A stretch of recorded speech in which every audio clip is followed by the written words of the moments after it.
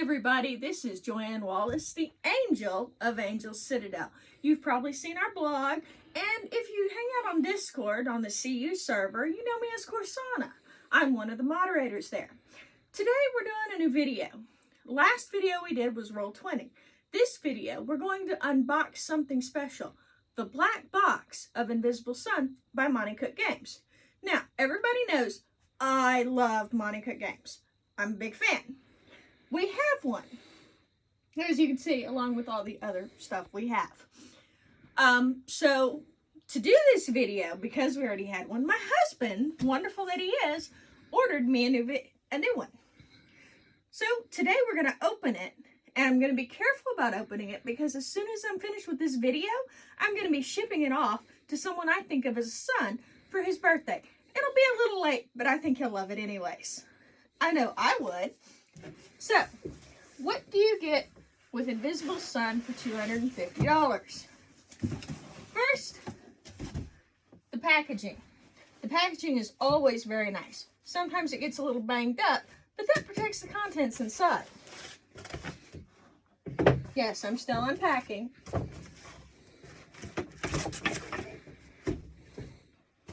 And in case you can't tell by the camera movement, my husband, wonderful Josh Wallace, is taking this video. So, here we go. We've opened it up. Now, first off, you've got the plastic wrap that protects the paper. You got that. And then you've got a picture on the outside of what you get in it. So, let's open this bad boy up. Now, the interesting thing is that you'd look at this and you'd think it'd be like a box. You pull the top off and then you open it up. But you don't. You open the flaps.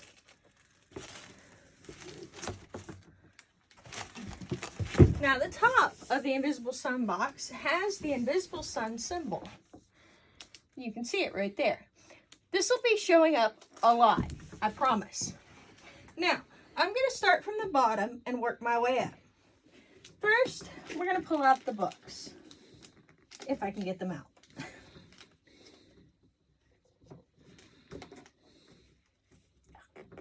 Release. All right. First is the paper. The top of it reads, "You have summoned the black cube. Now behold its treasures." Guess what? We've summoned the black cube. Now we're beholding the treasures. First thing is a lovely book of art. I'm not going to show you all the art in it, but it's gorgeous. And if you want to see more of the art, you need to go to the Monte website. They've got a lovely video there talking about Invisible Sun. Grimoire. You get a bookmark. Actually, you get 4. Let's pull all of this out. There we go. All right. First and most important, the books. You get the key. You get the gate. You get the path, and then the way. That's 4 books. You get a GM's envelope that has GM only information, a player's envelope that has information for your players, and your character sheets. The guiding hand, which is a GM notebook, kind of like the Numenera one. You get a props envelope, and inside this are various props that I'm not going to show you because it's a lot of props. 4 bookmarks. Each of the bookmarks corresponds with the books, including handy dandy quick chapter guides. Then the map. Now the map, the poster map, is gorgeous. So on this side you've got the Invisible Sun path. On the other side, turning it right side up, under the Indigo Sun. This is Saturn. So there's that. And that's everything in there. Next, we're going to open up. Oh, this is the card box. So, 4 books, all this stuff. Now, you get markers. These markers for advance and reavers are used in conjunction with their character sheets to mark out how many spells or how much of a spell they get to use. There's more details to that in the key. Weaver aggregates, another advanced thing. Next is the question marks. The question marks are part of the props for the game. The Invisible Sun Soothe deck. This, well, I'll show you the bottom. This has pictures that match up with the map that I'll be showing you in a few minutes that change the nature of the game. Next, we're going to pull out the cards. Well, actually, I'm just going to lift this and dump them out. And yes, there's stuff underneath. So, first are the incantations. You get four decks. Next is ephemeral objects. You get 4 decks. Then comes the spell deck. As you notice, there's actually 5 decks here. So this is the decks.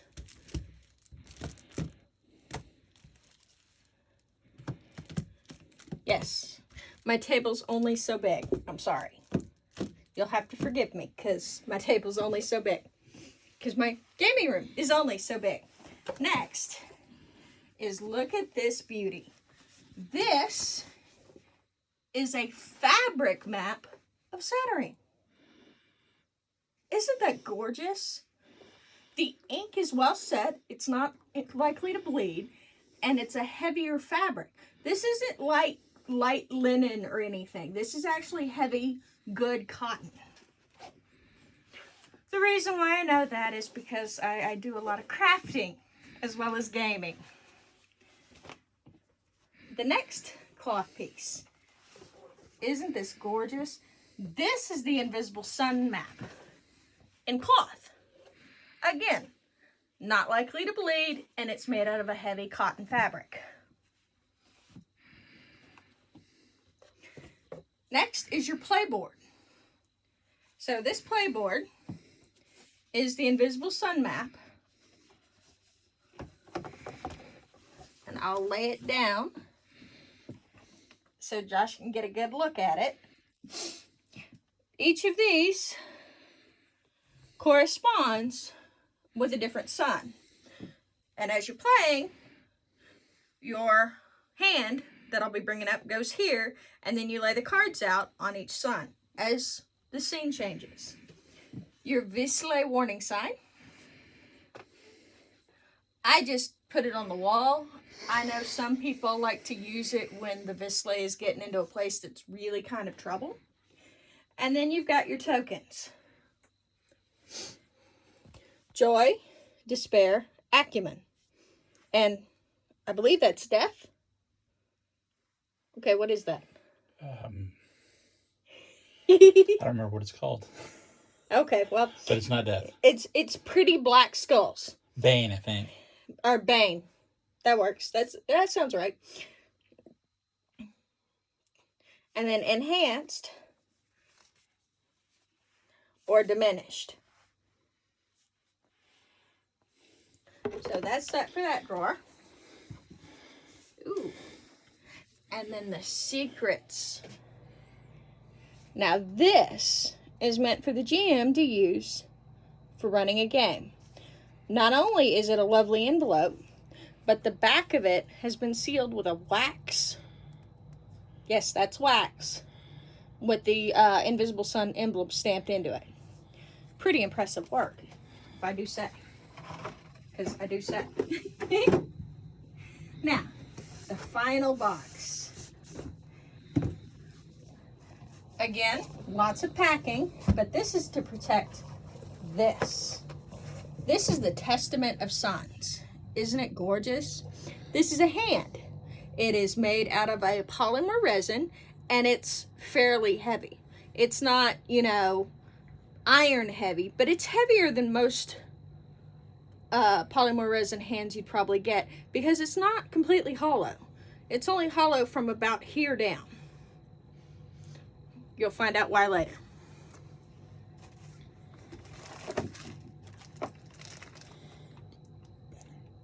These are Bene that you give out. I tend to just give out verbal Bene because I'm very fond of the virtual, but this is Bene when you get to have it. When you spend pools. When you spend pools in person. Action. On action. He's more the rules guy. I'm the storyteller. Now, you get shiny math rocks. Can you go wrong with shiny math rocks? I don't think so. I mean, sure, you can get ugly shiny math rocks, but they're still shiny math rocks. These are D10s. You get 4 of them. Then another set of cards. These are called Objects of Power cards. You get 4 of them. And anybody that knows Josh knows he loves decks. Anybody that's read our blog knows he loves decks. So guess how excited he was to see all the decks? I was not excited in the slightest. Can you tell the sarcasm? So, this is what you get in the Invisible Sun box. Josh, you want to pan out so they can get a good look at what all they're getting? Because that's a lot of stuff.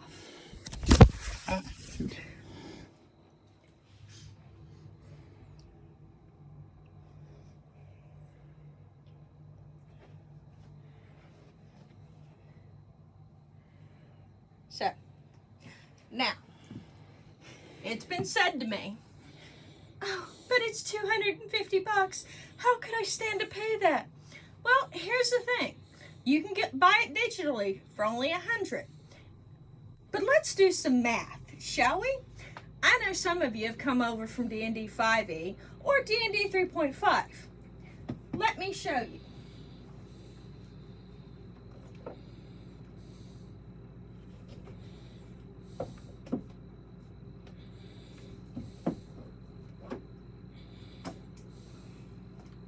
Now, I've got an armload of books here. Most of you recognize them. Let's start. We'll use your chair. Dungeon Master's Guide. Retail price, $50. So that drops that down to $200, right? Retail price for Monster Manual, $50. Player's Handbook, $50. So we're at $150 just for the first 3 books that you have to play 5e. You've got to have these, unless you're just a player. Then you only need the Player's Handbook. But if you're going to be DMing, you need these. Now, Sword Coast Adventures is $40. 190. So we're at $190. Xanthar's Guide to Everything, $50. If you're going to play 5e, you need Xanthar. So it's a great book. So that's 240. Morden's Tome of Foes. It's $50. 290, and now you're over the Black Cube. And then the But final wait, one. there's more. Yes, but wait, there's more. There's Volo's Guide to Monsters. Another $50. That's not covering the rest of the books, like adventures or campaign settings or what else have I got over there? Waterdeep. A second player's handbook for when you have kids, right?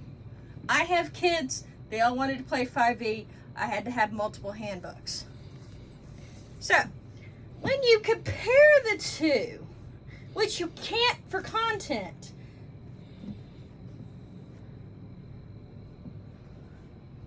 you get a lot of stuff for $250. All right, so that's my show for today.